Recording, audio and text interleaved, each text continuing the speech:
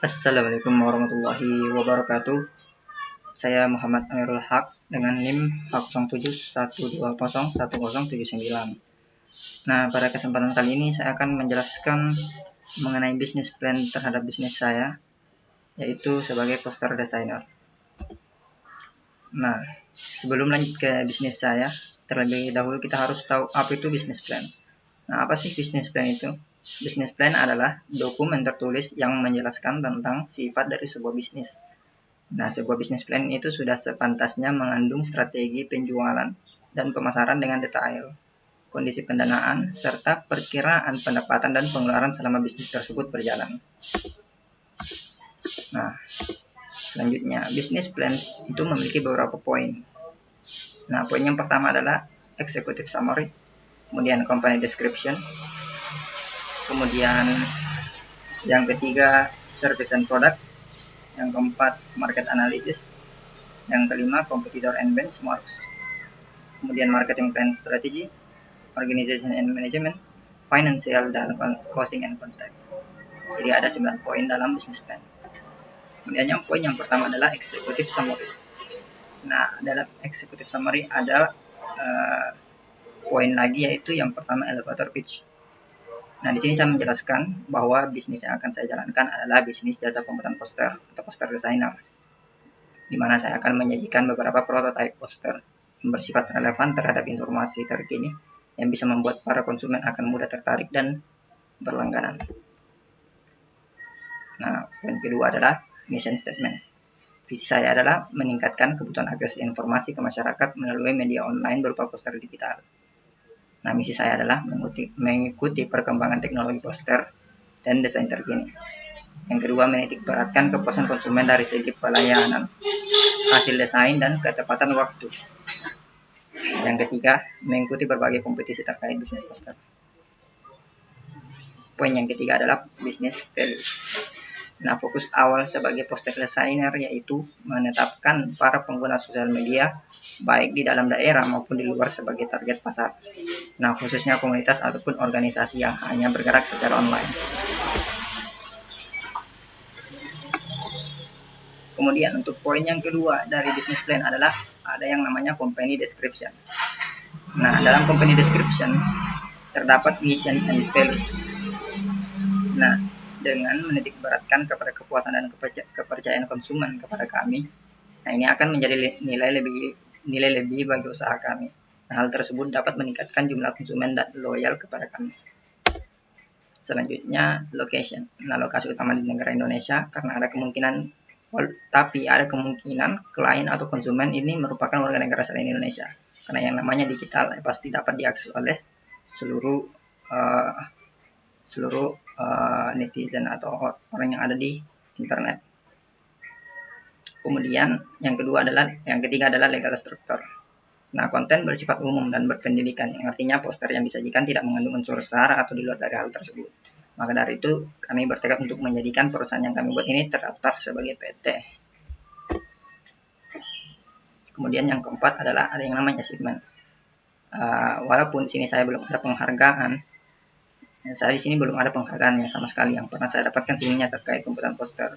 Nah, walaupun demikian, saya telah bergabung dalam sebuah komunitas yang bernama Scholar Sulawesi. Nah, di komunitas Scholar Sulawesi itu saya sebagai seorang poster designer. Nah, di situ saya banyak mempublikasikan karya yang telah saya buat. Nah, melalui komunitas itu bisa mendorong saya untuk berpeluang mendapatkan beberapa penghargaan. Nah, untuk poin yang ketiga dari business plan itu ada yang namanya service and product. Yang pertama itu problem and solve.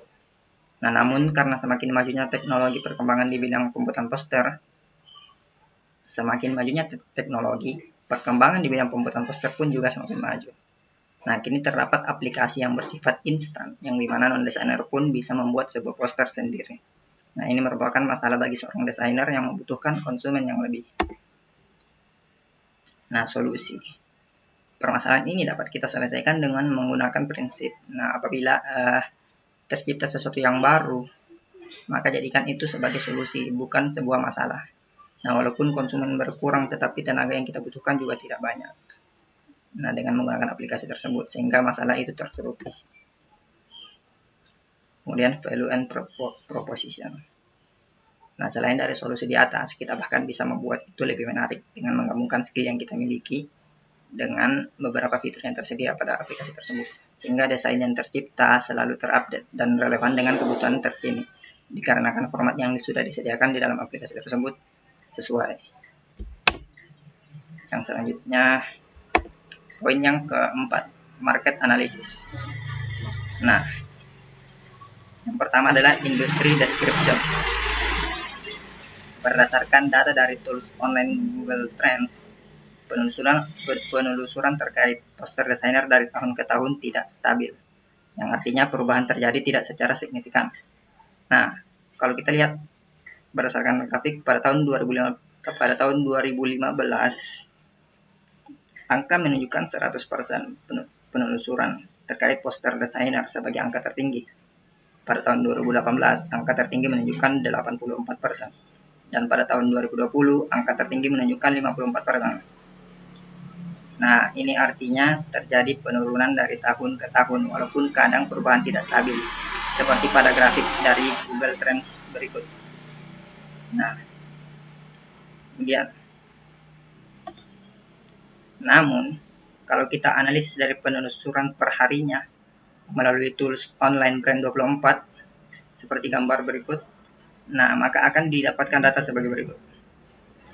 Nah, kita lihat berdasarkan grafik ini, terjadi peningkatan penelusuran terkait poster desainer pada tanggal 21 November 2020, yaitu angka tertinggi berada di 46.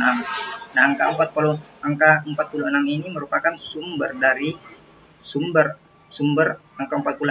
angka 46 ini merupakan number of mention, yaitu jumlah penyebutan, yang dimana merupakan jumlah paling tertinggi dari hari-hari sebelumnya. Nah, dari kedua grafik yang telah saya tampilkan tersebut, nah ini berarti kita tidak bisa menyimpulkan bahwa poster desainer kurang dibutuhkan. Nah, karena kita lihat grafik berdasarkan aplikasi Brand 24, terdapat perubahan-perubahan yang tidak stabil dari hari ke hari, sehingga kita bisa menempatkan atau membuka jasa pada hari-hari tertentu di mana poster desainer itu sangat diperlukan melalui pengecekan secara berkala terhadap data dari suatu grafik. Oke. Kemudian yang selanjutnya target audience. Nah, dari situs kontan.co.id, kunjungan online lewat mobile ketimbang lewat desktop itu meningkat pada periode di kuartal 3 2016 hingga kuartal 2 2017. Nah, ini berdasarkan hasil riset yang telah digelar. iPress ini melibatkan lebih dari 1.000 e-commerce di Asia Tenggara. Nah, Andrew Prasatya, senior content marketer iPress Group, mengatakan Indonesia menempati posisi pertama sebagai negara dengan persentase pengguna ponsel terbanyak saat belanja online. Kemudian yang selanjutnya, iPress Group juga menemukan fakta di Indonesia bahwa jumlah pemesan di jam 11 pagi lebih besar 69% daripada jam-jam biasa. Nah, dari data-data di atas, target audiens kita jelas penduduk Indonesia.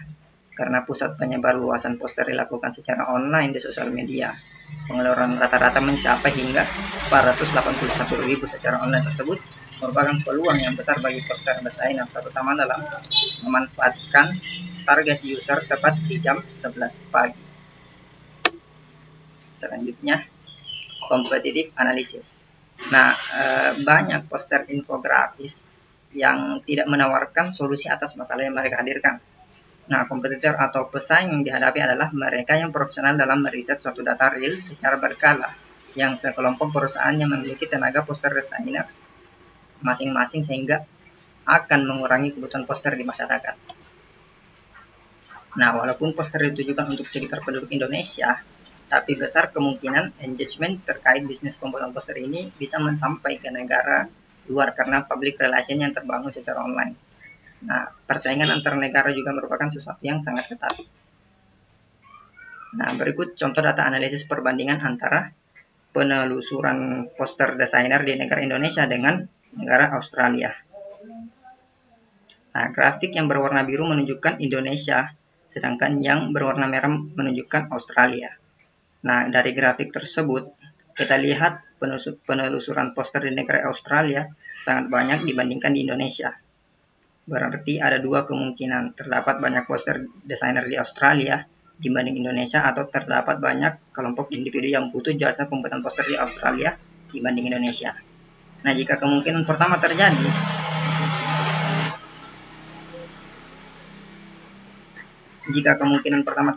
maka kompetitor yang sementara kita hadapi adalah negara Australia.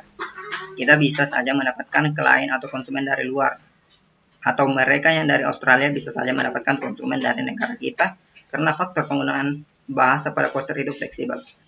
Artinya jangan sampai yang seharusnya jatah kita diambil oleh negara luar karena kurangnya kualitas dan kuantitas dari poster yang ada di Indonesia. Dan jika kemungkinan kedua terjadi, ini merupakan sebuah keuntungan yang walaupun sulit tapi bisa kita dapatkan. Nah, jika negara Australia poster desainernya masih minim, nah maka kompetitor kita akan berkurang dan peluang konsumen kita akan bertambah. Ya, ini merupakan satu contoh antara negara Indonesia dengan Australia. Nah, kita dapat melakukan perbandingan riset data terhadap negara-negara lainnya guna menambah peluang konsumen dan memperketat persaingan. Oke, selanjutnya.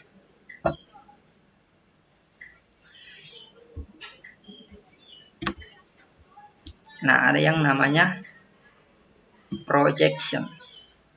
Nah, berdasarkan data dari detik.com, orang Indonesia rata-rata habis 825.000 buat belanja online. Nah, tahun lalu nilai transaksi belanja online orang Indonesia mencapai 21 triliun. Nah, angka ini diproyeksi akan meningkat di tahun 2015 hingga mencapai 50 triliun atau melonjak lebih dari 2 kali lipat. Nah, hasilnya BMI Research mencatat bahwa rata-rata pengeluaran belanja online orang Indonesia dalam setahun mencapai 825.000 per orang. Nah, angka ini diproyeksi masih akan terus bertambah. Berdasarkan data-data tersebut, kita ambil 825.000 sebagai rata-rata pengeluaran di Indonesia secara online, berarti untuk per bulannya sekitar 70.000. Maka dalam per hari dapat kita perkirakan Rp3.000. Maka dari itu harga 3.000 ini bisa jadi harga paling minim untuk sebuah poster. Nah, harga bisa saja naik dari hari ke hari tergantung kebutuhan poster. Karena ini hanyalah merupakan awal dari sebuah bisnis, maka harga juga masih tergolong murah. Terlebih lagi karena adanya pandemi yang memungkinkan beberapa kalangan sulit untuk memenuhi kebutuhan mereka. Oke, selanjutnya yang kelima, competitors and benchmarks. Nah, berikut ini ada 2 perusahaan populer yang mungkin akan menjadi kompetitor usaha atau pesaing saat memulai bisnis. Antaranya sebagai berikut. Nah, perusahaan yang pertama ini memulai sebuah perusahaan dengan menawarkan daftar harga yang mahal atau mencari perusahaan besar. Nah, malahan mereka mencari tipe desain yang mereka sukai atau poster ilustratif untuk industri hiburan. Nah, untuk dapat bersaing, saya memutuskan mencari tipe desain bukan sekedar yang saya sukai, melainkan juga yang kebanyakan orang-orang sukai, dengan melakukan survei terkait desain secara online. Nah, dengan begitu gambaran terhadap desain yang perlu diterapkan sudah terlihat lebih jelas. Kemudian perusahaan yang kedua ini berpikir maju untuk mendesain perusahaan yang menguasai pembuatan branding yang kuat untuk penamaan sosial dan lingkungan perusahaan secara sadar. Nah, persaingan terhadap penguasaan pembuatan branding hanya dapat kita buat dengan kekuatan kita sendiri. Nah, kerja yang profesional dapat diraih seiring berjalannya waktu selama kita terus menghasilkan suatu produk yang nantinya akan kita lihat nilai tergantung dari respon para konsumen atau klien. Kemudian poin yang keenam dari business plan yaitu marketing plan and strategy. Nah, marketing plan and strategy terdapat beberapa poin. Yang pertama, positioning. Nah, dibandingkan dengan perusahaan yang pertama dari tadi, yaitu perusahaan berbasis agen kreatif dengan layanan lengkap. Nah, usaha yang akan saya jalankan diposisikan sebagai pelayanan jasa yang berplatform website. Artinya pelayanan akan dihiasi melalui profil bisnis yang ditanamkan pada sebuah website. Yang kedua, pricing. Nah, harga awal yang akan ditetapkan adalah interval atau antara Rp5.000 sampai Rp10.000. Hal itu dikarenakan ini merupakan bentuk penyesuaian sebelum memastikan para pesaing atau kompetitors yang nantinya akan dihadapi. Kemudian yang ketiga ada yang namanya produk. Nah, bisnis yang saya tawarkan ini berupa jasa pembuatan poster. Nah, para konsumen akan senantiasa mendapatkan pelayanan yang berkualitas serta akurasi ketepatan sesuai kebutuhan konsumen atau klien. Kemudian, placing. Nah, di Kota Makassar, Provinsi Sulawesi Selatan merupakan wilayah yang strategis dikarenakan kebanyakan pelayanan tidak dengan harga yang tinggi sebab harga jual yang ada di Makassar relatif murah dibanding kota lain. Untuk menyesuaikan kondisi tersebut, maka dengan itu kami tidak memberi penaikan harga poster sebelum terjadi perubahan signifikan.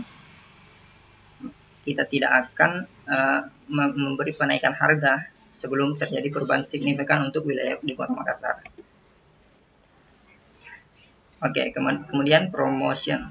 Nah, promosi akan dilakukan dengan cara broadcasting, baik itu secara online maupun offline.